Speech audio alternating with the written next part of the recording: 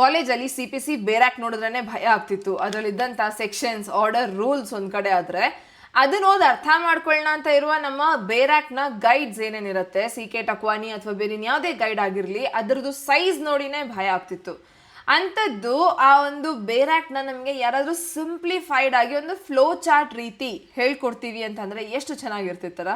So ಇವತ್ತು ಈ ವಿಡಿಯೋಲಿ ನಾವು ಅದನ್ನೇ ಡಿಸ್ಕಸ್ ಮಾಡ್ತಿರೋದು. ಕಂಪ್ಲೀಟ್ ಎಂಟೈರ್ ನಿಮ್ಮ CPC ಬೇರಾಕ್ಟನ್ನು ನಾನು ಸಿಂಪ್ಲಿಫೈಡ್ ಆಗಿ 10 ಸಿಂಪಲ್ ಸ್ಟೆಪ್ಸಲ್ಲಿ ಹೇಳ್ಕೊಡ್ತೀನಿ. ದಟ್ ಈಸ್ ಎವ್ರಿ ಪ್ರಾವಿಷನ್ಸ್ ಏನೇನಿದೆ, ಆರ್ಡರ್ಸ್, ರೂಲ್ಸ್ನ ನಾವು ಸಪ್ರೇಟ್ ಆಗಿ ಒಂದು ಫ್ಲೋ ಚಾರ್ಟಲ್ಲಿ ಪ್ರೊಸೀಜರಲ್ ಆಗಿ ನೋಡ್ತೀವಿ ಅನ್ನೋದಾದರೆ ಅದನ್ನು ನೀವು ಮೈಂಡ್ ಮ್ಯಾಪ್ ಆಗಿನೂ ಸಹ ಅನಲೈಸ್ ಮಾಡ್ಕೋಬಹುದು. ಅದರಲ್ಲಿ ನಿಮ್ಮ ಪ್ರಾವಿಷನ್ಸನ್ನು, ರೂಲ್ಸನ್ನು ಅದರ ಅಕಾರ್ಡಿಂಗ್ಲಿ ನೀವು ನೋಡ್ಕೊಳ್ಬಹುದು. ಸೊ ಸಿಂಪಲ್ ಆಗಿ ಅರ್ಥ ಆಗುತ್ತೆ. ಆ್ಯಂಡ್ ಆ ಒಂದು ಪ್ರೊಸೀಜರ್ ನಿಮಗೆ ಅರ್ಥ ಆದರೆ, ಒಂದು ಪಿಕ್ಚರ್ ನಿಮ್ಮ ಕಣ್ಮುಂದೆ ಇದೆ ಅನ್ನೋದಾದರೆ ಅದರಲ್ಲಿ ಸೆಕ್ಷನ್ಸನ್ನು ಹಾಕ್ಕೊಳ್ತಾ ಹೋಗೋದು ಕಷ್ಟ ಆಗೋದಿಲ್ಲ. Because once you know the procedure, the process becomes easy. So ಹಾಗಾಗಿ ಇವತ್ತು ಈ ವಿಡಿಯೋನ ಟಿಲ್ ದ ಎಂಡ್ ನೋಡಿ. ಆ್ಯಂಡ್ ಸ್ಪೆಷಲಿ ನೀವು ಕಾಲೇಜಲ್ಲಿ ಇದ್ದೀರಿ ಅನ್ನೋದಾದರೆ ನಿಮಗೆ ಈ ವಿಡಿಯೋ ತುಂಬಾ ಹೆಲ್ಪ್ ಆಗುತ್ತೆ ಈ ಹಂತದಲ್ಲಿ CPCನ ಅರ್ಥ ಮಾಡ್ಕೊಳ್ಳೋದಕ್ಕೆ. So let us start with the video. Swathi law ಅಕಾಡೆಮಿಗೆ ಸ್ವಾಗತ. ನಾನು ಸ್ವಾತಿ. ಇವತ್ತು ಈ CPC ಸಿವಿಲ್ ಪ್ರೊಸೀಜರ್ ಕೋಡ್ನ ಒಂದು ಡಿಕೋಡ್ ಮಾಡುವಂಥ ವಿಡಿಯೋ ಆಗಿರುತ್ತೆ.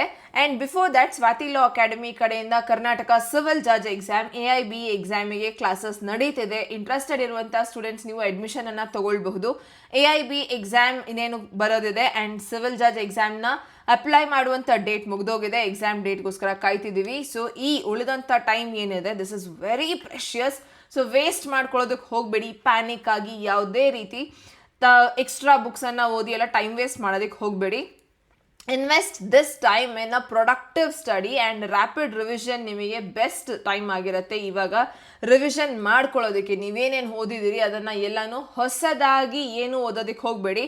Everything whatever you have studied, make sure ಅದನ್ನ ರಿವೈಸ್ ಮಾಡ್ತಿದ್ರಿ. ಸುಮಾರು ಆದಷ್ಟು ಜಾಸ್ತಿ ಟೆಸ್ಟನ್ನು ಅಪ್ಲೈ ಮಾಡಿ, ಟೆಸ್ಟಿಗೆ ಅಟೆಂಪ್ಟ್ ಮಾಡಿ.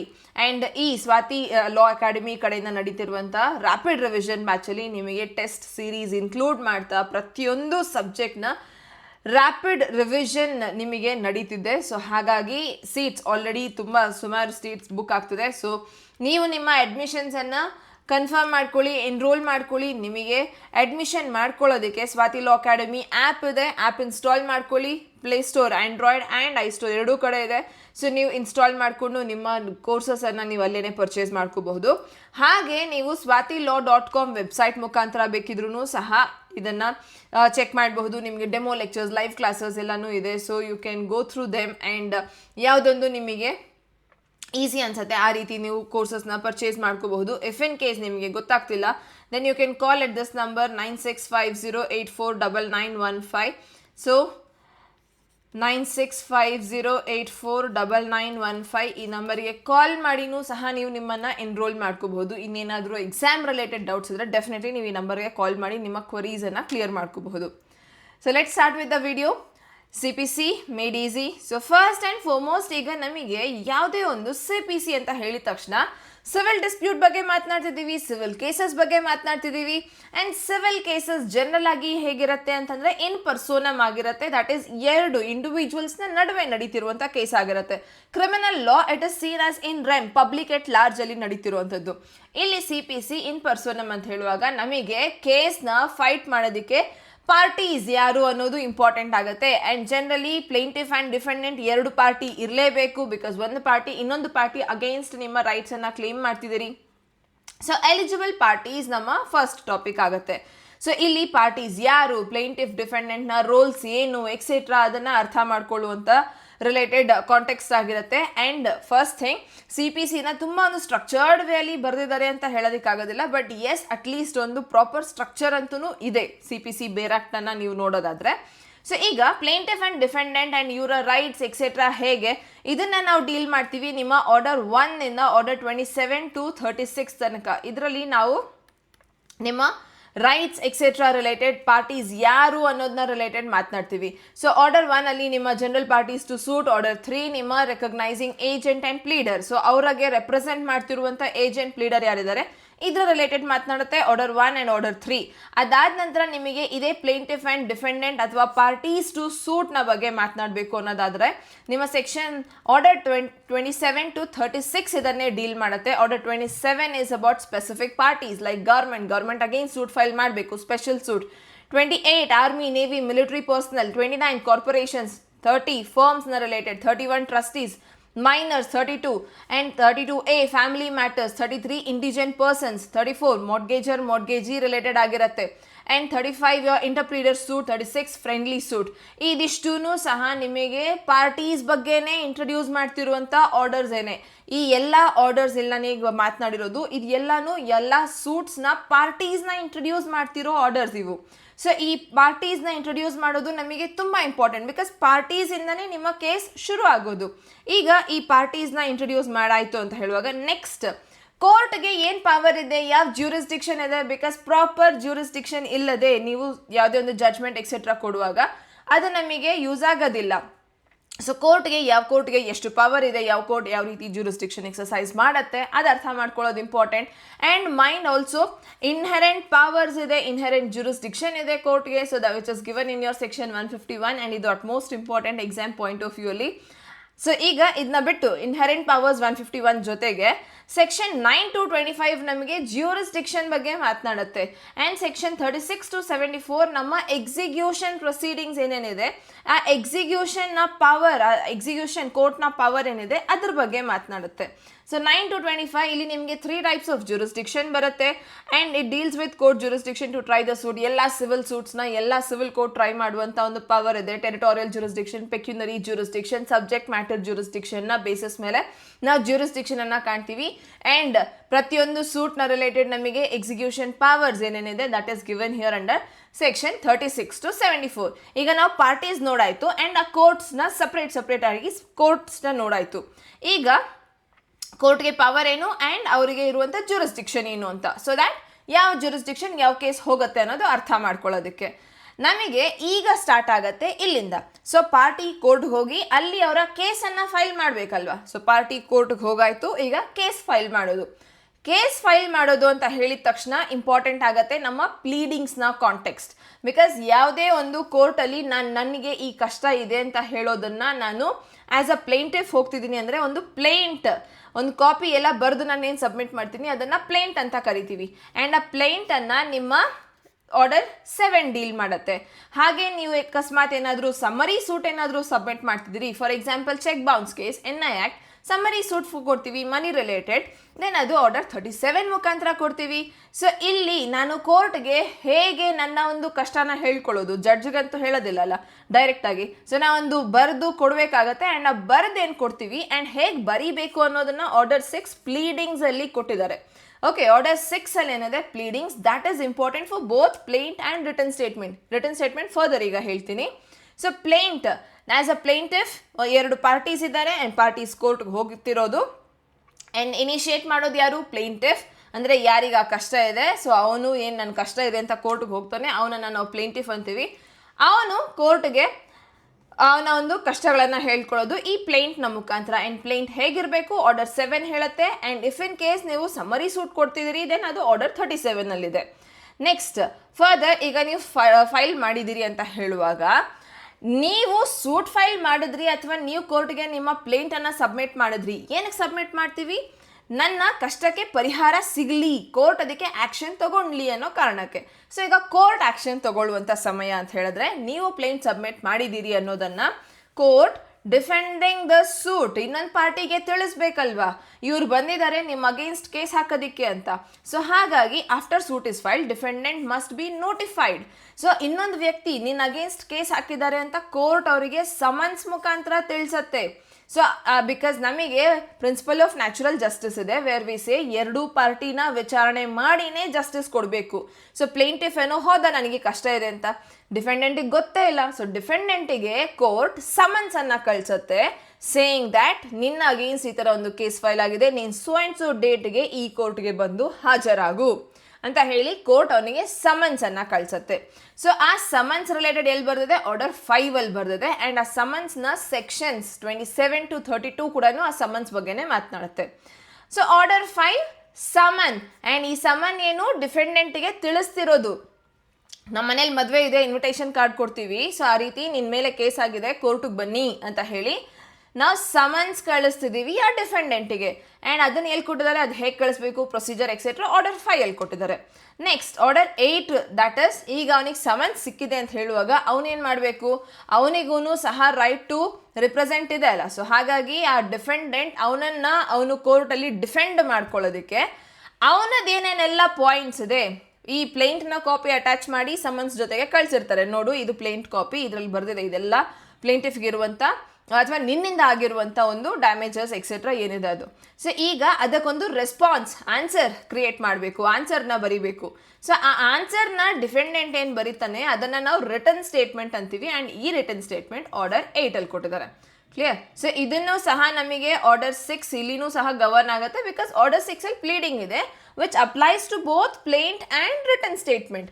ಸೊ ಈಗ ಅದರ ಪ್ರಕಾರ ರಿಟರ್ನ್ ಸ್ಟೇಟ್ಮೆಂಟನ್ನು ರೆಡಿ ಮಾಡಿಕೊಂಡು ಡಿಫೆಂಡೆಂಟ್ ಕೋರ್ಟ್ಗೆ ಹೋಗಬೇಕು, ಕೋರ್ಟ್ಗೆ ಹೋಗಿ ಹಾಜರಾಗ್ತಾನೆ.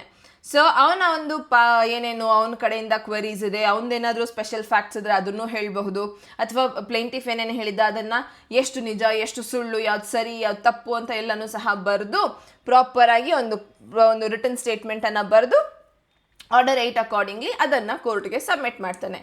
ಈಗ ಪ್ಲೇಂಟಿಫ್ ಕಡೆಯಿಂದ ಪ್ಲೇಂಟ್ ಹೋಗಿದೆ, ಡಿಫೆಂಡೆಂಟ್ ಕಡೆಯಿಂದ ರಿಟರ್ನ್ ಸ್ಟೇಟ್ಮೆಂಟ್ ತಲುಪಿದೆ. ಇದು ಎರಡನ್ನು ಕನ್ಸಿಡರ್ ಮಾಡಿ ಕೋರ್ಟ್ ಇವಾಗ ನೋಡುತ್ತೆ ದ್ಯಾಟ್ ಓಕೆ ಇವರ ನಡುವೆ ವಿವಾದ ಏನು ಇಶ್ಯೂ, ಇವ್ರ ನಡುವೆ ಕಾನ್ಫ್ಲಿಕ್ಟ್ ಏನು ಅನ್ನೋದನ್ನ ಅರ್ಥ ಮಾಡ್ಕೊಳ್ಳುತ್ತೆ. ಆ್ಯಂಡ್ ಅರ್ಥ ಮಾಡಿಕೊಂಡು ಫ್ರೇಮಿಂಗ್ ಆಫ್ ಇಶ್ಯೂಸ್ ಅಂತ ಹೇಳಿ ಮಾಡುತ್ತೆ. ಸೊ ಫ್ರೇಮಿಂಗ್ ಆಫ್ ಇಶ್ಯೂಸ್ ಅಂತ ಹೇಳಿದ್ರೆ ಅವರಿಬ್ಬರ ನಡುವೆ ಇರುವಂಥ ಕಾನ್ಫ್ಲಿಕ್ಟ್ ಪಾಯಿಂಟ್ಸನ್ನು ಕೋರ್ಟ್ ಡ್ರಾಫ್ಟ್ ಮಾಡುತ್ತೆ. ಬಿಕಾಸ್ ಸುಮ್ಮನೆ ಹಿಂಗೆ ನೋಡಿಬಿಟ್ಟು ನೀವು ಜಡ್ಜ್ಮೆಂಟ್ ಅಂತ ಕೊಡೋದಿಲ್ಲ, there is a proper procedure ಅಂತ ಹೇಳುವಾಗ ಆ ಪ್ರೊಸೀಜರಲ್ಲಿ framing of issues at most important. And ಇದನ್ನು ನಾವು ನಮ್ಮ ಆರ್ಡರ್ 14 ಗವರ್ನ್ ಮಾಡ್ತೀವಿ. ಆರ್ಡರ್ 14 ಕೋರ್ಟ್ ನಿಮ್ಮ ಇಶ್ಯೂಸನ್ನು ಫ್ರೇಮ್ ಮಾಡುತ್ತೆ. ಆ್ಯಂಡ್ ಈ ಇಶ್ಯೂಸನ್ನು ಫ್ರೇಮ್ ಮಾಡೋದಕ್ಕೆ ಕೋರ್ಟ್ಗೆ ಏನೇನೆಲ್ಲ ಬೇಕಾಗತ್ತೆ ಅಂತ ಹೇಳಿದ್ರೆ, before framing the issues court may use ಯಾವುದೆಲ್ಲ ಪವರ್ ಯೂಸ್ ಮಾಡುತ್ತೆ ಆ ಒಂದು, ಬಿಕಾಸ್ ನಮಗೆ ಕೇಸ್ ಒಂದು ದಿಕ್ಕಲ್ಲಿ ಒಂದೇ ಹಾದಿಯಲ್ಲಿ ಹೋಗಬೇಕು, ಒಂದು ಪ್ರಾಪರ್ ಚಾನಲಲ್ಲಿ ಹೋಗಬೇಕು ಅಂತಂದರೆ ಇಶ್ಯೂಸ್ನ ಮಾಡಬೇಕು. ಆ್ಯಂಡ್ ಆ ಇಶ್ಯೂಸ್ ಬೇಸಿಸ್ ಮೇಲೇ ಕೇಸ್ ನಡೆಯುತ್ತೆ. ಸೊ ಆ ಇಶ್ಯೂಸ್ನ ಫ್ರೇಮ್ ಮಾಡೋದಕ್ಕೆ order 11, 12, 13, 19 interrogatories, admission, production of documents ಮತ್ತು ಎಫಿಡವಿಟ್ಸ್ನ ಯೂಸ್ ಮಾಡ್ಕೊಳ್ಳುತ್ತೆ. ಇದು ಎಲ್ಲದನ್ನು ಯೂಸ್ ಮಾಡಿಕೊಂಡು ಅವ್ರು ಕೊಟ್ಟಂಥ ಇನಿಷಿಯಲ್ ಫಸ್ಟ್ ಹಿಯರಿಂಗ್ನ ಸ್ಟೇಟ್ಮೆಂಟ್ಸ್ ಎಕ್ಸೆಟ್ರಾ ಈ ಎಲ್ಲ ಡೇಟಾನ ಗ್ಯಾದರ್ ಮಾಡಿಕೊಂಡು ಕೋರ್ಟ್ ಇಶ್ಯೂಸನ್ನು ಫ್ರೇಮ್ ಮಾಡೋದು ಅಕಾರ್ಡಿಂಗ್ ಟು ಆರ್ಡರ್ 14. ಸೊ ಇಲ್ಲಿ ನಮಗೆ ಆರ್ಡರ್ 11, 12, 13 ಆ್ಯಂಡ್ 19 ಕೂಡ ಸಹ ಕವರ್ ಆಯಿತು. ಇನ್ಕ್ಲೂಡಿಂಗ್ ಇದೆಲ್ಲ ನಮಗೆ ಏನಕ್ಕೆ ಇಂಪಾರ್ಟೆಂಟ್ ಆಯಿತು, ನಮ್ಮ ಇಶ್ಯೂಸನ್ನು ಫ್ರೇಮ್ ಮಾಡೋದಕ್ಕೆ, ರೈಟ್? ಸೊ ಇಲ್ಲಿ ರಿಮೆಂಬರ್ ಈ ಒಂದು ಡೇಟಾ ಏನಿದೆ, interrogatories, admissions, production of document, affidavit, ಇಲ್ಲೆಲ್ಲಾದರೂ ನೀವೇನಾದರೂ ಅಡ್ಮಿಟ್ ಮಾಡ್ಕೊಂಡಿದ್ದೀರಿ, ದೆನ್ ಅದನ್ನೆಲ್ಲ ಪ್ರೂವ್ ಮಾಡುವಂಥ ಅವಶ್ಯಕತೆ ಇಲ್ಲ. ಆ್ಯಂಡ್ ನೀವೇನು ಅಡ್ಮಿಷನ್ಸ್ ಏನು ಮಾಡ್ಕೊಂಡಿದ್ದೀರಿ ಅಥವಾ ಏನನ್ನ ಡಿನೈ ಮಾಡಿದ್ದೀರಿ, this all has to be taken into consideration. And ಯಾವುದನ್ನು ಒಂದು ಪಾರ್ಟಿ ಅಸರ್ಟ್ ಮಾಡ್ತಿದೆ, ಇನ್ನೊಂದು ಪಾರ್ಟಿ ಡಿನೈ ಮಾಡ್ತಿದೆ, ಅಲ್ಲಿ ನಮಗೆ ಅದು ಕಾನ್ಫ್ಲಿಕ್ಟ್ ರೈಸ್ ಆಯಿತು, ಅದನ್ನು ಇಶ್ಯೂ ಅಂತ ಹೇಳಿ ನಾವು ಫ್ರೇಮ್ ಮಾಡ್ತೀವಿ. ಕ್ಲಿಯರ್? ಈಗ ಕೋರ್ಟ್ ನಿಮ್ಮ ಒಂದು ಪ್ರಾಬ್ಲಮನ್ನು ತೀರ್ಸೋದಕ್ಕೆ ಇಶ್ಯೂಸನ್ನು ಎಲ್ಲ ಡ್ರಾಫ್ಟ್ ಮಾಡ್ಕೊಳ್ಳುತ್ತೆ. ಇಶ್ಯೂಸ್ ಎಲ್ಲ ಡ್ರಾಫ್ಟ್ ಮಾಡಿಕೊಂಡು ಇಷ್ಟು ಪಾಯಿಂಟ್ಸನ್ನು ನಾವು ತೀರ್ಮಾನ ಕೊಡಬೇಕು ಅಂತ ಹೇಳಿ ಡಿಸೈಡ್ ಮಾಡ್ಕೊಳ್ಳುತ್ತೆ. ಆ್ಯಂಡ್ ಎಷ್ಟು ಇಶ್ಯೂ ಫ್ರೇಮ್ ಮಾಡುತ್ತೆ ಅಷ್ಟು ಇಶ್ಯೂಸ್ಗೆ ಕೋರ್ಟ್ ಆನ್ಸರ್ ಕೊಡಲೇಬೇಕಾಗಿರುತ್ತೆ ಜಡ್ಜ್ಮೆಂಟ್ ಕೊಡುವಾಗ. ಈಗ ಅದರಲ್ಲಿರುವಂಥ ಇಶ್ಯೂಸ್ನ ಡಿಟರ್ಮೈನ್ ಮಾಡೋದು ನೆಕ್ಸ್ಟ್ ಟಾಸ್ಕ್. ಸೊ ಅದನ್ನ ಡಿಟರ್ಮೈನ್ ಮಾಡೋದಕ್ಕೆ ಸಾಕ್ಷಿಗಳನ್ನೆಲ್ಲ ಕರೆಸಬೇಕು, ಎವಿಡೆನ್ಸನ್ನು. ಇಲ್ಲಿಂದ ನಮಗೆ ಟ್ರಯಲ್ ಫೇಸ್ ಶುರು ಆಗುತ್ತೆ ಒಂದ್ಸತಿ ಇಶ್ಯೂಸ್ ಎಲ್ಲ ಬರೋದ್ಮೇಲೆ. ಆ್ಯಂಡ್ ಇನ್ನೊಂದು ನಾವೇನಾದರೂ ಆರ್ಬಿಟ್ರೇಷನ್ದೆಲ್ಲನೂ ಏನು ನೋಡ್ತೀವಿ, ಸೆಕ್ಷನ್ 89 ಏನು ಡಿಸ್ಕಸ್ ಮಾಡ್ತೀವಿ, ನಮ್ಮ ADR ಮೆಕ್ಯಾನಿಸಮ್, ಈ ಇಶ್ಯೂಸ್ ಫ್ರೇಮ್ ಆಗೋದಕ್ಕೆ ಮುಂಚೆ ಬರುವಂಥ ಒಂದು ಚಿಕ್ಕ ಸ್ಟೆಪ್ ಅಷ್ಟೇ, ವೇರ್ ಔಟ್ಸೈಡ್ ಕೋರ್ಟ್ ಸೆಟಲ್ಮೆಂಟಿಗೆ ಒಂದು ಪ್ರಯತ್ನ ಮಾಡ್ತೀವಿ. ಅದಾಗಲಿಲ್ಲ ದೆನ್ ನಾವು ಇಶ್ಯೂಸನ್ನು ಫ್ರೇಮ್ ಮಾಡಿ ಈಗ ಇಶ್ಯೂಸ್ನ ಡಿಟರ್ಮೈನ್ ಮಾಡೋದಕ್ಕೆ ನಮ್ಮ ಟ್ರಯಲ್ ಶುರು ಆಗುತ್ತೆ. ಆ್ಯಂಡ್ ಈ ಟ್ರಯಲಲ್ಲಿ ನಮಗೆ ಸಾಕ್ಷಿಗಳು only with the evidence case ನಡೆಯುತ್ತೆ, ಎವಿಡೆನ್ಸ್ ಇಲ್ಲದೆ ಕೇಸ್ ಬೇಸ್ ಆಗೋದಿಲ್ಲ. ಸೊ ಎವಿಡೆನ್ಸ್ ಬೇಕೇ ಬೇಕು. ಈಗ ಎವಿಡೆನ್ಸ್ ಅಂತ ಹೇಳುವಾಗ ಓರಲ್ ಎವಿಡೆನ್ಸ್, ಡಾಕ್ಯುಮೆಂಟ್ರಿ ಎವಿಡೆನ್ಸ್ ಎರಡೂ ರೀತಿ ಬರುತ್ತೆ. ಇದರ ಬಗ್ಗೆ ನಾವು ಎವಿಡೆನ್ಸ್ ಆ್ಯಕ್ಟ್ನ ವೀಡಿಯೋಸ್ನ ನಾನು ಆಲ್ರೆಡಿ ಮಾಡಿದ್ದೀನಿ, ನೀವು ಪ್ಲೇಲಿಸ್ಟ್ನ ಚೆಕ್ ಮಾಡ್ಕೋಬಹುದು, ಚಾನೆಲ್ನ ಪ್ರೀವಿಯಸ್ ವೀಡಿಯೋಸ್ ಚೆಕ್ ಮಾಡಿ. ಸೊ ಅಲ್ಲಿ ನಿಮಗೆ ಈ ವಿಡಿಯೋಸ್ ಕೂಡ ಸಹ ಎಲ್ಲ ಸಿಗುತ್ತೆ. ಈಗ ಸಾಕ್ಷಿಗಳನ್ನ ಕರೆಸಬೇಕು, ನಿಮ್ಮ ಕೇಸ್ ಏನಿದೆ, ಯಾರ ಕಡೆ ಏನು ನ್ಯಾಯ ಇದೆ ಎಕ್ಸೆಟ್ರಾ ನೋಡೋದಕ್ಕೆ. ಆ್ಯಂಡ್ ಸಿವಿಲ್ ಕೇಸ್ ಅಂತ ಹೇಳುವಾಗ ನಮಗೆ ನ್ಯಾಯ ಯಾವ ರೀತಿ ಬೇಕು, ಪ್ರಿಪಾಂಡರೆನ್ಸ್ ಆಫ್ ಪ್ರಾಬಬಿಲಿಟಿ ರೂಪದಲ್ಲಿ, ಅಂದರೆ ಯಾರ ಕಡೆ ಹೆಚ್ಚಿನ ನ್ಯಾಯ ಇದೆ ಅದನ್ನು ನಾವು ನೋಡ್ತೀವಿ. ಸೊ ಅದನ್ನು ಎಕ್ಸಾಮಿನ್ ಮಾಡೋದಕ್ಕೆ ನಮ್ಮ ಆರ್ಡರ್ 18 ಪ್ರಕಾರ suit, examination of witnesses, hearing of suit and examination of witnesses ಆಗುತ್ತೆ. ಆ್ಯಂಡ್ ನಿಮ್ಮ ಒಂದು ಏನು ಫ್ಯಾಕ್ಟ್ಸ್ ಎಲ್ಲ ಇದೆ ಆ್ಯಂಡ್ ಸಾಕ್ಷಿಗಳನ್ನು ಒಂದು ಎಕ್ಸಾಮಿನ್ ಮಾಡುವಂಥ ಪ್ರೊಸೀಜರ್ ನಡೆಯುತ್ತೆ. ಆರ್ಡರ್ 16 ಆ್ಯಂಡ್ 26 ಬರುತ್ತೆ. 16 ಅಂತ ಹೇಳುವಾಗ ಸಮನ್ಸ್ ಕಳಿಸೋದು ವಿಟ್ನೆಸಸ್ಗೆ, ಬಿಕಾಸ್ ಸಾಕ್ಷಿದಾರರು ಯಾರಿದ್ದಾರೆ, ಅಕಸ್ಮಾತ್ ಯಾರ ಹತ್ರ ಅದ್ರ ಡಾಕ್ಯುಮೆಂಟ್ಸ್ ಇದೆ ಅವರಿಗೂ ಸಹ ಸಮನ್ಸ್ ಕಳಿಸ್ಬೇಕಾಗತ್ತೆ. ದಟ್ ನಿಮ್ಮ ಹತ್ರ ಸ್ವಯಂಸೋ ಡಾಕ್ಯುಮೆಂಟ್ ಇದೆ ಅಥವಾ ನೀವು ಈ ಕೇಸಲ್ಲಿ ಸಾಕ್ಷಿ ಹೇಳೋದಕ್ಕೆ ಬರಬೇಕು ಈ ಡೇಟ್ಗೆ ಅಂತ ಹೇಳಿ ಸಮನ್ಸ್ ಕಳಿಸ್ಬೇಕು. ಆ್ಯಂಡ್ 26 ಬಂದು issuing commissions. If in case ನೀವು ಆ ಸಾಕ್ಷಿದಾರನ್ನ ಅಟೆಂಡ್ ಆಗೋದಕ್ಕಾಗಲಿಲ್ಲ, ಅವನ ಸ್ಟೇಟ್ಮೆಂಟ್ ಇಂಪಾರ್ಟೆಂಟ್ ಇದೆ, ದೆನ್ ಕಮಿಷನ್ ಇಶ್ಯೂ ಮಾಡಿ ಅವನ ಒಂದು ಸ್ಟೇಟ್ಮೆಂಟನ್ನು ತಗೊಳ್ಬಹುದು. ಸೊ ಆರ್ಡರ್ 16 ಆ್ಯಂಡ್ ಆರ್ಡರ್ 26 ನಮಗೆ ಆ ಸಾಕ್ಷಿದಾರರನ್ನು ಸ್ಟೇಟ್ಮೆಂಟ್ ಪಡ್ಕೊಳ್ಳೋದಕ್ಕೆ ಹೆಲ್ಪ್ ಮಾಡುತ್ತೆ. ಆರ್ಡರ್ 17 ಇಫ್ ಇನ್ ಕೇಸ್ ಈ ಕೇಸ್ನ ಟ್ರಯಲ್ನ ಡ್ಯೂರೇಷನಲ್ಲಿ ಅಡ್ಜರ್ನ್ಮೆಂಟ್ ಎಕ್ಸೆಟ್ರಾ ಸೀಕ್ ಮಾಡ್ತಾರೆ, ದೆನ್ ಆರ್ಡರ್ 17 ನಿಮಗೆ ಅಡ್ಜರ್ನ್ಮೆಂಟ್ನ ಪವರನ್ನು ಕೊಡುತ್ತೆ. ಸೊ ಕೋರ್ಟ್ ಹತ್ರ ಅಡ್ಜರ್ನ್ಮೆಂಟ್ ಪವರ್ ಇದೆ ಅಡ್ಜರ್ನ್ಮೆಂಟ್ ಗ್ರಾಂಟ್ ಮಾಡೋದಕ್ಕೆ. ಇದು ನಮ್ಮ ಟ್ರಯಲ್ ಸ್ಟೇಜ್. ಈ ಸ್ಟೇಜಲ್ಲಿ ಸಾಕ್ಷಿಗಳನ್ನ ಎಲ್ಲ ನಾವು ವಿಚಾರಣೆ ಮಾಡೋದು, ಪ್ರೊಡಕ್ಷನ್ ಆಫ್ ಡಾಕ್ಯುಮೆಂಟ್ಸ್ ಎಕ್ಸೆಟ್ರಾ ಎಲ್ಲ ಕಾಣ್ತೀವಿ. ಆ್ಯಂಡ್ ಇದರ ಡ್ಯೂರೇಷನ್ನಲ್ಲಿ ನಮಗೆ ಏನಾದರೂ ಇಂಟರಿಮ್ ಸಿಚುವೇಶನ್ಸ್ ಇದ್ದರೆ ಅದನ್ನು ಸಹ ಹ್ಯಾಂಡಲ್ ಮಾಡಬೇಕಿರುತ್ತೆ. ಸಾರಿ, ಇಂಟರಿಮ್ ಸಿಚುವೇಶನ್ಸ್ ಅಂತ ಹೇಳುವಾಗ ಇಫ್ ಇನ್ ಕೇಸ್ ಈ ಟ್ರಯಲ್ನ ನಡುವೆ ಏನಾದರೂ order 22 death, marriage, insolvency of parties ಆಯಿತು, ಅಥವಾ ಆರ್ಡರ್ 23 ವಿಡ್ರಾಲ್ ಅಥವಾ ಕಾಂಪ್ರಮೈಸ್ ಆಯಿತು ಸೂಟಲ್ಲಿ, ಇಲ್ಲ 38, 39, 40 ಅಕಾರ್ಡಿಂಗ್ಲಿ ನಿಮಗೆ arrest and attachment before judgment ಆಗಿರಬಹುದು, ಟೆಂಪರರಿ ಇಂಜಂಕ್ಷನ್ ಗ್ರಾಂಟ್ ಮಾಡಿಸೋದಾಗಿರಬಹುದು, ರಿಸೀವರ್ನ ಅಪಾಯಿಂಟ್ ಮಾಡೋದಾಗಿರಬಹುದು, ಅಥವಾ 113 ರೆಫರೆನ್ಸ್ ಟು ಹೈಯರ್ ಕೋರ್ಟ್, ಯಾವುದೇ ಒಂದು ಹೈಯರ್ ಕೋರ್ಟ್ಗೆ ರೆಫರೆನ್ಸ್ ಕಳಿಸೋದು, ಇದು ಒಂದು ರೀತಿ ನಮಗೆ ಇಂಟರಿಮ್ ಸಿಚುವೇಶನ್. ದೆನ್ ಈ ಕಂಡೀಷನ್ಸ್ ಬರುತ್ತೆ ಅಂತ ಹೇಳುವಾಗ ನಮ್ಮ during the course of trial, then ಇವುಗಳನ್ನು ಕೂಡ ಸಹ ಈ ಆರ್ಡರ್ಸ್ ನಮಗೆ ಸಪೋರ್ಟ್ ಮಾಡುತ್ತೆ. ಆ್ಯಂಡ್ ಇದೆಲ್ಲ ಇಂಟರಿಮ್ ಸಿಚುವೇಶನ್ಸ್, ಅಂದರೆ ಆ ಟ್ರಯಲ್ನ ಡ್ಯೂರೇಷನಲ್ಲಿ ಈ ಈವೆಂಟ್ಸ್ ಏನಾದರೂ ಅಕರ್ ಆದರೆ ಅದರ ಅಕಾರ್ಡಿಂಗ್ಲಿ ನಾವು ಮ್ಯಾನೇಜ್ ಮಾಡಬೇಕಾಗತ್ತೆ, ಕೋರ್ಟ್ ಮ್ಯಾನೇಜ್ ಮಾಡಬೇಕಾಗತ್ತೆ ನಿಮ್ಮ ಸಿಚುವೇಶನ್ಸನ್ನು. ಆ ಮ್ಯಾನೇಜ್ ಮಾಡೋದಕ್ಕೆ ಈ ಪರಿಸ್ಥಿತಿಗಳನ್ನ ಹ್ಯಾಂಡಲ್ ಮಾಡೋದು ಹೇಗೆ ಅಂತ ಈ ಆರ್ಡರ್ಸಲ್ಲಿ ಕೊಟ್ಟಿದ್ದೀವಿ. So these are the order which deals with interim situations which might arise during the trial period. ಅದಾದ ನಂತರ ಎಲ್ಲ ಸಾಕ್ಷಿಗಳನ್ನೆಲ್ಲ ನೋಡಾಯಿತು. ಈಗ ಕೋರ್ಟ್ನ ಬಾರಿ ನಿಮಗೆ ಜಡ್ಜ್ಮೆಂಟ್ ಕೊಡೋದು. ಆ್ಯಂಡ್ ಅದು ನಿಮ್ಮ ಆರ್ಡರ್ 20ಯಲ್ಲಿ ಕೊಟ್ಟಿದ್ದೀವಿ, ಜಡ್ಜ್ಮೆಂಟ್ ಮತ್ತು ಡಿಕ್ರಿ ಪ್ರನೌನ್ಸ್ ಮಾಡಿ ಅನ್ನೋದು. ಸೊ ಟ್ರಯಲ್ ಎಲ್ಲ ಮುಗಿದ ಮೇಲೆ ಕೋರ್ಟ್ ತನ್ನ ಡಿಸಿಷನನ್ನು ತಿಳಿಸುತ್ತೆ. ಸೊ ಡಿಕ್ರಿ ಮಾಡಬೇಕಾ, ಡಿಸ್ಮಿಸಲ್ ಮಾಡಬೇಕಾ ಏನು ಅನ್ನೋದು, ಅದರ ಡಿಸಿಷನ್ ಏನಾಗಿರುತ್ತೆ ಅದನ್ನು ಆರ್ಡರ್ 20ಯಲ್ಲಿ ಕೊಟ್ಟಿದ್ದೀವಿ. ಆ್ಯಂಡ್ ಇದರಲ್ಲಿ ಬೋತ್ ಜಡ್ಜ್ಮೆಂಟ್ ಆ್ಯಂಡ್ ಡಿಕ್ರಿ ಎರಡೂ ಬರುತ್ತೆ. ಜಡ್ಜ್ಮೆಂಟ್ ನಿಮಗೆ ಡೀಟೇಲ್ಡ್ ಎಲ್ಲ ರೀಸನಿಂಗ್ ಎಲ್ಲ ಸೇರಿ ಬಂದಿರುತ್ತೆ. And decree is only about ನಿಮ್ಮ ರೈಟ್ಸ್ ಏನೇನಿದೆ ಅದನ್ನು ಡಿಸೈಡ್ ಮಾಡುವಂಥದ್ದು ಆಗಿರುತ್ತೆ ನಿಮ್ಮ ಡಿಕ್ರಿ. ಸೊ ಇದನ್ನು ನಾವು ಕೋರ್ಟ್ ತನ್ನ ಜಡ್ಜ್ಮೆಂಟ್ ಕೊಡೋ ಒಂದು ಪ್ರಾಸೆಸ್. ಈಗ ಇದಾದ ನಂತರ ಜಡ್ಜ್ಮೆಂಟ್ ಅಲ್ಲಿಗೆ ನಿಲ್ಲೋದಿಲ್ಲ. ಜಡ್ಜ್ಮೆಂಟ್ ಹಾಗೂ ಡಿಕ್ರಿ ಆಯಿತು ಅಂತಂದಮೇಲೆ ಆ ಡಿಕ್ರಿ ಏನು ಬಂದಿದೆ ಅದನ್ನು ಎಕ್ಸಿಕ್ಯೂಷನ್ಗೆ ತೊಗೊಂಡು ಹೋಗಬೇಕಾಗತ್ತೆ, ಕಾರ್ಯರೂಪಕ್ಕೆ ತರೋದಕ್ಕೆ. ಕೋರ್ಟ್ ಏನೋ ಜಡ್ಜ್ಮೆಂಟ್ ಕೊಟ್ಬಿಡತ್ತೆ, ಹೌದು ಈ ಪ್ರಾಪರ್ಟಿ ಇವ್ರಿಗೆ ಬಿಲಾಂಗ್ ಆಗತ್ತೆ, ಪ್ಲೇಂಟಿಫ್ಗೆ ಬಿಲಾಂಗ್ ಆಗತ್ತೆ, ಸೊ ಡಿಫೆಂಡೆಂಟ್ ಮನೆ ಖಾಲಿ ಮಾಡಿ ಪ್ಲೇಂಟಿಫ್ಗೆ ಕೊಡಿ. ಬರೀ ಆ ಜಡ್ಜ್ಮೆಂಟ್ ಪೇಪರಿಂದ ಡಿಫೆಂಡೆಂಟ್ ಮನೆ ಖಾಲಿ ಮಾಡೋ ಅಷ್ಟು ಈಸಿ ಅಲ್ಲ ಪ್ರೊಸೀಜರ್. ಹಂಗಿದ್ರೆ ಸ್ಟಾರ್ಟಿಂಗಲ್ಲೇ ಖಾಲಿ ಮಾಡಿರ್ತಿದ್ದ. ಬಟ್ ನಾವು ಅಷ್ಟು ಈಸಿ ಅಲ್ಲ. ಸೊ ಹಾಗಾಗಿ ಕೋರ್ಟಲ್ಲಿ ನಾನು ಎಕ್ಸಿಕ್ಯೂಷನ್ಗೆ ಹಾಕ್ಕೊಳ್ಬೇಕಾಗತ್ತೆ. ಆ ಡಿಕ್ರಿ ಏನಿದೆ ಡಿಕ್ರಿ ತೊಗೊಂಡು ಹೋಗಿ ಎಕ್ಸಿಕ್ಯೂಷನ್ ಕೋರ್ಟ್ಗೆ ಹಾಕಿದಾಗ judgment is only effective if it can be enforced.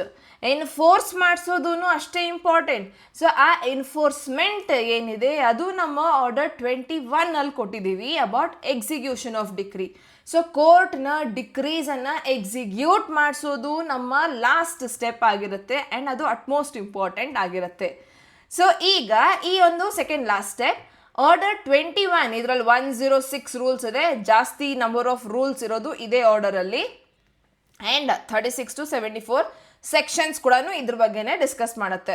So ಇದೆಲ್ಲ ನಮಗೆ ಹೇಗೆ ನೀವು ಬೇರೆ ಬೇರೆ ವಿಚಾರ, ಇಮ್ಮೂವಬಲ್ ಪ್ರಾಪರ್ಟಿ ಆದರೆ, ರೆಸ್ಟಿಟ್ಯೂಷನ್ ಆದರೆ, ಅಥವಾ ನೀವು ಮೂವಬಲ್ ಪ್ರಾಪರ್ಟಿ ಸಂಬಂಧಪಟ್ಟ ಹಾಗೆ ಏನು ಮಾಡಬೇಕು, ಬೇರೆ ಬೇರೆ ಸಬ್ಜೆಕ್ಟ್ ಮ್ಯಾಟರ್ಗೆ ಯಾವ್ಯಾವ ರೀತಿ ಎಕ್ಸಿಕ್ಯೂಷನ್ ಮಾಡ್ಕೊಳ್ಳೋದಕ್ಕಾಗತ್ತೆ ಅನ್ನೋದನ್ನ ಎಲ್ಲ ತಿಳಿಸ್ಕೊಡತ್ತೆ. ಎಕ್ಸಿಕ್ಯೂಷನ್ ಅಂತ ಹೇಳುವಾಗ ನೀವು ಆ ವ್ಯಕ್ತಿನ ಅರೆಸ್ಟ್ ಮಾಡಿಸ್ಬೇಕಾ, ಪ್ರಾಪರ್ಟಿನ ಅಟ್ಯಾಚ್ ಮಾಡಿಸ್ಬೇಕಾ, ಸೇಲ್ ಮಾಡಬೇಕಾ, ಇಲ್ಲ ಏನು ಕಾಂಪನ್ಸೇಟ್ ಮಾಡಬೇಕಾ ದುಡ್ಡು, ಅಥವಾ ನೀವೇನಾದರೂ ಸಾಮಾನು ಡೆಲಿವ್ರಿ ಕೊಡಬೇಕಾ ಅವರಿಗೆ ಏನೇನು ಮಾಡಬೇಕಾಗತ್ತೆ ಅನ್ನೋದನ್ನು ನಿಮಗೆ ಈ ಎಕ್ಸಿಕ್ಯೂಷನ್ನಲ್ಲಿ ದ್ಯಾಟ್ ಇಸ್ ಫೈನಲಲ್ಲಿ ಏನು ಮಾಡಬೇಕು, ಡಿಫೆಂಡೆಂಟ್ನ ಮನೆ ಖಾಲಿ ಮಾಡಿಸಿ ಪ್ಲೇಂಟಿಫ್ಗೆ ಪೊಸೆಷನ್ಗೆ ಕೊಡಿಸ್ಬೇಕು.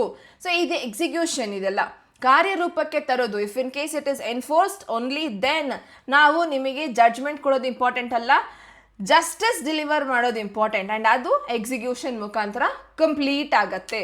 ಸೊ ಕಂಪ್ಲೀಟ್ ಆದ ನಂತರ ಕೂಡ ಸಹ ಇಫ್ ಇನ್ ಕೇಸ್ ಯಾವುದಾದ್ರೂ ಒಂದು ಪಾರ್ಟಿ ಅಸಮಾಧಾನ ತೋರಿಸ್ತದೆ, I am not happy with this judgment, ನನ್ನ ರೈಟ್ಸ್ ವೈಲೇಟ್ ಆಯಿತು, ನನ್ನ ರೈಟ್ಸ್ ಯಾರು ಕೇಳ್ತಾರೆ, ದೆನ್ ನನ್ನ ಸರಿಯಾಗಿ ಕೋರ್ಟ್ ಕೇಳಿಸ್ಕೊಳ್ಳಿಲ್ಲ ಅಥವಾ ನನಗೆ ಸರಿಯಾದಂಥ ರೆಮಿಡಿ ಸಿಗಲಿಲ್ಲ, ಎನಿಥಿಂಗ್, ಈ ಎಲ್ಲ ಕಂಡೀಷನಲ್ಲಿ ನಾವು ಮತ್ತೆ ಜಡ್ಜ್ಮೆಂಟ್ನ ಮತ್ತೆ ಅದೇ ಕೋರ್ಟಲ್ಲಿ ಶುರುವಿಂದ ಏನು ಮಾಡಿಸ್ಕೊಂಬರೋಕ್ಕಾಗೋದಿಲ್ಲ. ಇಫ್ ಇನ್ ಕೇಸ್ ಲಾಸ್ಟಲ್ಲಿ ನಿಮ್ದು ಯಾವುದೇ ಒಂದು ಕ್ವರೀಸ್ ಎಕ್ಸೆಟ್ರಾ ಇದ್ದೋಯ್ತು, ಆ ಎಲ್ಲ ಕಂಡೀಷನ್ಸಲ್ಲಿ ನೀವು ಚಾಲೆಂಜ್ ಮಾಡಬೇಕು ಅಂತ ಅಂದ್ಕೊಂಡಿದ್ದೀರಿ ಈ ಜಡ್ಜ್ಮೆಂಟ್ನ, ಇದು ಸರಿ ಇಲ್ಲ ಅಂತ ಹೇಳಿ, ಆ ಕಂಡೀಷನಲ್ಲಿ ಡಿಸ್ಸ್ಯಾಟಿಸ್ಫೈಡ್ ಪಾರ್ಟಿ ಯಾರಿದ್ದಾರೆ, ಯಾರು ಇನ್ನೂ ಸ್ಯಾಟಿಸ್ಫೈ ಆಗಿಲ್ಲ, ಆ ಪಾರ್ಟಿ ಚಾಲೆಂಜ್ ಮಾಡಬಹುದು. ಹೇಗೆ? ಅಪೀಲ್ ಮುಖಾಂತರ. ಅಪೀಲ್ ಅಂದರೆ ನೆಕ್ಸ್ಟ್ ಹೈಯರ್ ಕೋರ್ಟ್ಗೆ ನೀವು ಅಪೀಲ್ಗೆ ಹೋಗಬಹುದು, ಅಥವಾ ರಿವಿಷನ್ ಆ್ಯಂಡ್ ರಿವ್ಯೂ ಪ್ರಾವಿಷನ್ಸ್ಗಳನ್ನು ಸಿಗುತ್ತೆ ನಿಮಗೆ. ಸೊ ಅಪೀಲ್ ಅಂತ ಹೇಳುವಾಗ 96 to 112 sections and 41 to 45.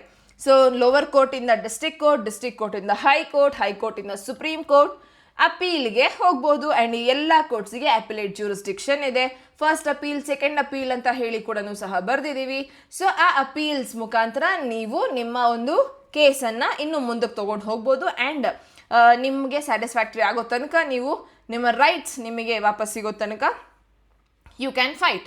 So next revision and review, ಇದೂ ಸಹ ಚಾಲೆಂಜ್ ಮಾಡೋದಕ್ಕೆ, ನಿಮ್ಮ ರೆಮಿಡಿ ಪಡ್ಕೊಳ್ಳೋದಕ್ಕೆ. ರಿವಿಷನ್ ಅಂತ ಹೇಳುವಾಗ ಹೈಕೋರ್ಟ್ ಅಂಡರ್ ಸೆಕ್ಷನ್ 115 ಆ ಒಂದು ಜಡ್ಜ್ಮೆಂಟನ್ನು ರಿವೈಸ್ ಮಾಡುತ್ತೆ, ರಿವಿಷನ್ಗೆ ತಗೊಳತ್ತೆ. ರಿವ್ಯೂ ಅಂತ ಹೇಳುವಾಗ 114 ಸೇಮ್ ಕೋರ್ಟ್, ಯಾವ ಕೋರ್ಟ್ ಜಡ್ಜ್ಮೆಂಟ್ ಕೊಡ್ತು ಅದೇ ಕೋರ್ಟ್ ಇನ್ನೊಂದು ಸತಿ ಅದರ ಜಡ್ಜ್ಮೆಂಟನ್ನು ಪ್ಲೀಸ್ ನೋಡಿ ಅಂತ ಹೇಳ್ತಿರೋದು, ಅದು ರಿವ್ಯೂ ಮಾಡುತ್ತೆ. ಓಕೆ, ಸೊ ಇದು ನಿಮ್ಮ ಲಾಸ್ಟ್ ಸ್ಟೆಪ್. ಜಡ್ಜ್ಮೆಂಟ್ ಎಲ್ಲ ಬಂದಾದಮೇಲೆ ಇನ್ನೇನಾದರೂ ಉಳಿದೋಗಿದ್ರೆ ಮತ್ತೆ ನೋಡಿ ಅಂತ ಹೇಳ್ತಿರೋದು. ಡನ್, ಇಲ್ಲಿಗೆ ನಿಮ್ಮ ಕೇಸ್ ಮುಗೀತು, ನಿಮ್ಮ ಸೆಟಲ್ಮೆಂಟ್ ಆಯಿತು.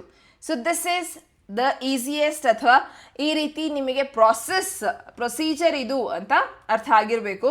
ಸೊ ಇಫ್ ಇನ್ ಕೇಸ್ ನಿಮಗೇನಾದರೂ ಡೌಟ್ ಇದ್ದರೆ then please do comment. And ಇದೇ ರೀತಿ ನೆಕ್ಸ್ಟ್ ಅಪ್ಕಮಿಂಗ್ ವಿಡಿಯೋಲಿ ನಾವು CRPCನ ಕೂಡ ಸಹ ಬ್ರೇಕ್ ಡೌನ್ ಮಾಡಿ ಎಲ್ಲಿ ಯಾವ ಪ್ರಾವಿಷನ್ಸ್ ಹೇಗೆ ಕೆಲಸ ಮಾಡುತ್ತೆ, ಸೊ CRPC ನಮಗೆ ಈ ರೀತಿ ಅರ್ಥ ಮಾಡ್ಕೊಳ್ಳೋದಕ್ಕೆ ಸಾಧ್ಯನಾ, that will see in the next upcoming video. So ಅರ್ಥ ಆಗಿದೆ ಅಂತ ಅಂದ್ಕೊಂಡಿದ್ದೀನಿ. And for more such topics ಅಥವಾ more such easy concepts etcetera ನೀವು ಚಾನೆಲ್ನ ಫಾಲೋ ಮಾಡಿ, ಸಬ್ಸ್ಕ್ರೈಬ್ ಮಾಡಿ, ಕಮೆಂಟ್ ಮಾಡಿ, ಲೈಕ್ ಮಾಡಿ. ವಿಡಿಯೋ ಇಷ್ಟ ಆಗಿದ್ರೆ ನಿಮ್ಮ ಪ್ರತಿಯೊಬ್ಬ ಫ್ರೆಂಡಿಗೆ, ನಿಮ್ಮ ಕಾಲೇಜಲ್ಲಿರುವಂಥ ನಿಮ್ಮ ಕ್ಲಾಸ್ಮೇಟ್ಸ್ಗೆ, ಯಾರಿಗೆಲ್ಲ CPC ಕಷ್ಟ ಅಂತ ಇದೆ, ಸೊ ಅವರಿಗೆ ಇದನ್ನು ಕಳಿಸಿ. And I hope they find it useful and easy ಆಗಬಹುದು CPC. ಈಗ ಇದು ಅರ್ಥ ಆಗಿದೆ ಅಂತಂದಾಗ ಈಗ ಒಂದ್ಸತಿ ಆರ್ಡರ್ಸ್ನ ಇದರ ಅಕಾರ್ಡಿಂಗ್ಲಿ ನೋಡ್ಕೊಳ್ಳಿ, ನಿಮಗೆ ಈಸಿ ಆಗಿರುತ್ತೆ. Thank you for supporting us and thank you. ಹಾಗೆ ಸ್ವಾತಿ ಲಾ ಅಕಾಡೆಮಿ ಕಡೆಯಿಂದ ನಡೀತಿರುವಂಥ ರ್ಯಾಪಿಡ್ ರಿವಿಷನ್ ಬ್ಯಾಚಸ್ ಆಗಿರಬಹುದು ಆ್ಯಂಡ್ ಸಬ್ಜೆಕ್ಟ್ ಸ್ಪೆಸಿಫಿಕ್ ಕ್ಲಾಸಸ್ ಕೂಡ ಸಹ ರನ್ ಆಗ್ತದೆ for college going students. So ಪ್ರತಿಯೊಬ್ಬ ಲಾ ಸ್ಟೂಡೆಂಟಿಗೆ ಹೆಲ್ಪ್ ಆಗುವಂಥ ಒಂದು channel and Swathi law academy. So please do subscribe and ಇದರ ಬೆನಿಫಿಟ್ಸನ್ನು ಪಡ್ಕೊಳ್ಳಿ. Thank you.